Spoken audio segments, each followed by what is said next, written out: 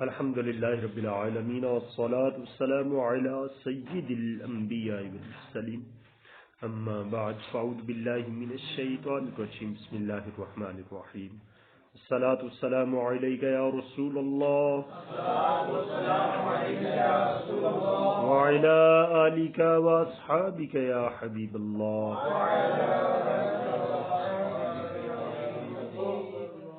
الصلاة والسلام علیک یا نبی اللہ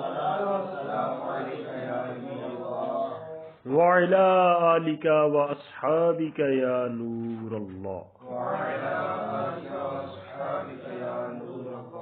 آج کا ہمارا جو سبق ہے وہ واؤ کی گفتگو جو ہماری چل رہی تھی اسی کے بارے میں ہے۔ ایک دو مثال اور پیش کریں گے۔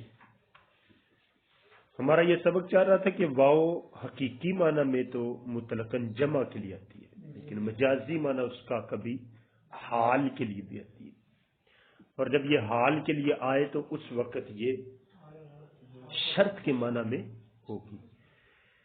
ولو قالا، یہاں سے آج ہمارا سبق ہے، ولو قالا انتی تالک و انتی مرویدہ او انتی مصلیہ۔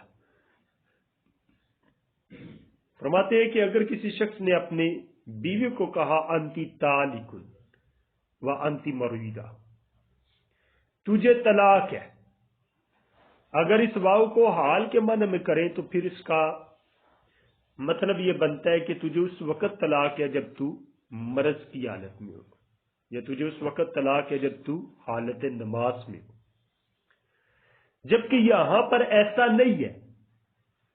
حالت مرض میں یا حالت نماز میں طلاق نہیں، بلکہ جیسے ہی اس نے کلام کیا فی الفور طلاق واقع ہو جائے گی۔ تو طلق فی الحال، فوراً حال کے اندر اسے طلاق پڑ جائے گی۔ ولو نوت تعلیقا، لیکن اگر اس نے یہ کلام کر کے تعلیق کی نیت کی، اس کلام کو معلق کیا، تو پھر کہتے ہیں کہ تعلیق کی نیت کرنا اس کی اگر مسئلہ قاضی کے پاس چلا گیا تو قاضی کی عدالت میں تعلیق کی نیت اگر یہ کہتا ہے نا میری تعلیق کی نیت تھی، تو معاملہ درست نہیں۔ ہاں، اس کے اور اللہ کے درمیان اگر یہ کہتے کہ میری یہ نیت میری یہ تھی تو وہ درست ہے، لیکن عند القضاء قاضی کے پاس یہ مسئلہ اپنے ظاہر پر حکم لگے گا اور اس عورت کو فوراً طلاق پڑ جائے گی، تعلیق درست نہیں ہوگی۔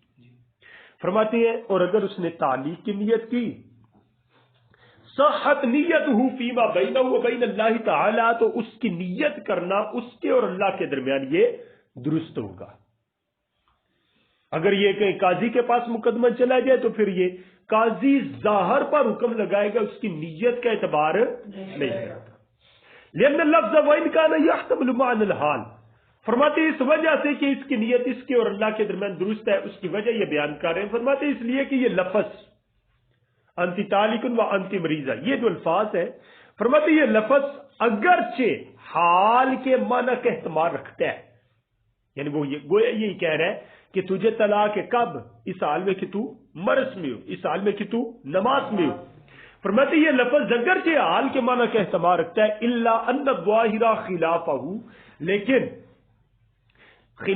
لیکن جو اس کا ظاہر ہے وہ اس کا خلاف ہے، جو اس کا ظاہر ہے وہ اس کا خلاف ہے۔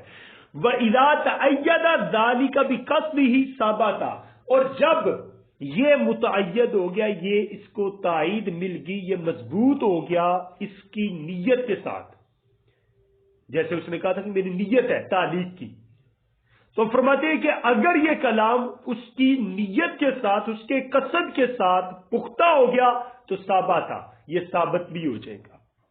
یعنی یہ کلام تعلیق کا احتمال رکھتا ہے، یہ کلام معلق ہو، اور جب وہ یہ کہتے ہیں کہ میری نیت بھی تعلیق کی ہے، کلام بھی تعلیق کا احتمال رکھتا ہے، اور ساتھ میں وہ یہ کہہ رہے کہ میری نیت بھی اس کلام کو معلق کرنے کی ہے، تو پھر یہ کلام ثابت ہو جائے گا، یعنی تعلیق کی۔ لیکن عند القاضی نہیں، قاضی کے پاس یہ تعلیق ثابت نہیں ہوگی، قاضی اس کے ظاہر پر ہی فتویٰ لگائے گا، عند اللہ اس کی تعلیق کی نیت کرنا درست ہوگا۔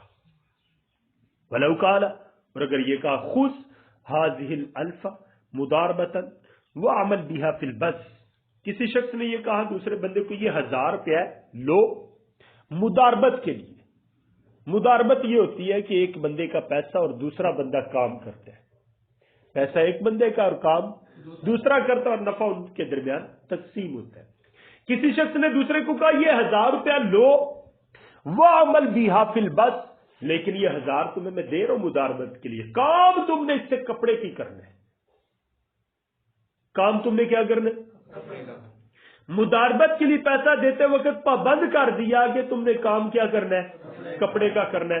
اب کہتے ہیں کیا یہ بندہ جس کو پیسہ دیا جا رہا ہے یہ کپڑے میں کام کرنے کا پابند ہے یا نہیں؟ تو فرماتے ہیں لا یتقید العمل فی البس، کپڑے میں عمل مقید نہیں ہوگا. مداربت کے لیے پیسہ دیا وہ کوئی بھی کام کرے جس میں اس کو آسانی ہو، کوئی بھی تجارت کرے، کپڑے کے اندر ہی جیسا اس نے کہا تھا ویسا یہ کرنے کا پابند نہیں ہے. وہ یکون المداربت عامۃ، اور مداربت عام ہوگی جس میں بھی کرے، کپڑے کا کاروبار کرے، کوئی دوسرا کاروبار کر لے، جو مرضی کرے یہ اس میں عام. لأن العمل فی البس لا یصلح حالا، کیونکہ اس لیے کہ کپڑے کے اندر کام کرنا یہ حال بننے کی صلاحیت نہیں رکھتا. لأخذ الالف مداربۃ، کیونکہ 1000 کو پکڑنے کے ساتھ مداربت کے طور پر کپڑے کے اندر ہی کام کرنا یہ اس بات کی صلاحیت ہے. فلا یتقید صدر الکلام بھی، تو پس اس کے ساتھ صدر کلام یعنی اس سے جو پہلا کلام تھا نا خذ هذه الالف مداربۃ، اس کے ساتھ مقید نہیں ہوگا، یعنی کپڑے میں ہی کام کرنے کے ساتھ پہلے والا کلام مقید نہیں ہوگا. وعلی ھذا قال ابو حنیفہ، اسی پر امام اعظم ابو حنیفہ فرماتے ہیں اذا قالت لزوجها، جب کسی عورت نے اپنے زوج کو کہا، جب کسی عورت نے اپنے شوہر کو کہا کیا طلقنی، تو مجھے طلاق دے، وَلَكَ أَلْفٌ، تجھے 1000 ملے گا، تجھے 1000 ملے گا. کسی عورت نے اپنے شوہر کو کہا طلقنی، تو مجھے طلاق دے، وَلَكَ أَلْفٌ، تیرے لیے 1000 ہے. اب اس صورت میں کہتے ہیں فَطَلَّقَهَا، اس نے کیا کیا، اس کو طلاق دی. مرد نے عورت کو طلاق دے دی یہ لالچ کرتے ہوئے کہ مجھے ملے گا 1000 روپیہ. فرماتے لا یجب له علیہا شیء، اس مرد کے لیے عورت پر کوئی بھی چیز واجب نہیں ہوگی. اس نے یہ لالچ کر کے دی تھی کہ مجھے 1000 روپیہ ملے گا، لیکن اس پر جو ہے وہ کوئی چیز بھی واجب نہیں ہوگی، کیونکہ جو طلقنی تھا یہ علیحدہ ایک جملہ تھا. ٹھیک ہے جی، اس پر فوراً حکم لگ جائے گا، جب اس نے طلاق دے دی تو فوراً حکم لگ جائے گا. اور یہ جو آگے ہے نا کلام لکا الفن، یہ اس کے لیے حال بننے کی کوئی صلاحیت نہیں رکھتا. یہ نہ قولہ، اس لیے کہ اس کا قول و لکا الفن لا یفید حال وجوب الالف علیہا، فرماتے ہیں کہ یہ 1000 کے وجوب کے حال، یہ جو لکا الفن ہے یہ فائدہ نہیں دیتا عورت پر 1000 کے وجوب کے حال کا. بات سمجھے جی کہ یہ جو الفاظ ہے لاکا الفن، ان کے ذریعے سے عورت پر 1000 روپیہ واجب ہو جائے، یہ لاکا الفن کے الفاظ اس بات کا فائدہ نہیں دیتے. وقولها، اور یہ جو اس کا قول تھا طلقنی مفید بنفسہ، یہ خود ایک جملہ ہے، یہ مفید بنفسہ اس کا فائدہ ہے، یہ خود جملہ ایک فائدہ مند. فلا یترک العمل به، تو اس پر عمل کو ترک نہیں کیا جائے گا بدون دلیل، دلیل کے بغیر.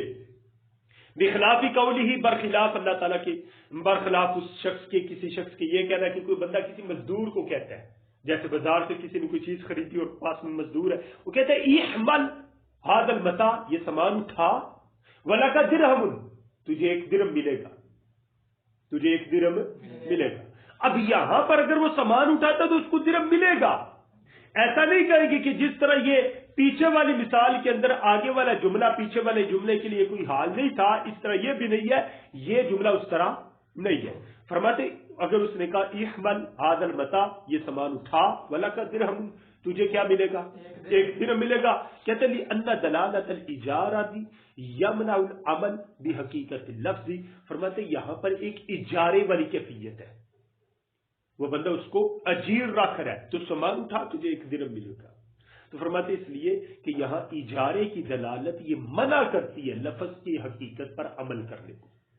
لفظ کی حقیقت تو یہی تھی کہ وہ سامان اٹھاتا اور اسے ملتا کچھ نہ، لیکن یہاں پر ایک اجارے والی صورت ہے. یہ اجارے والی صورت اس کو لفظ کی حقیقت پر عمل کرنے کو روک رہی ہے. بات سمجھ گئے جی؟ یہ ہمارا سبق ہوا. اللہ پاک ہمیں اس سبق کو اچھے طریقے سے یاد کرنے کی توفیق عطا فرمائے. صلو علی الحبیب صلی اللہ تعالی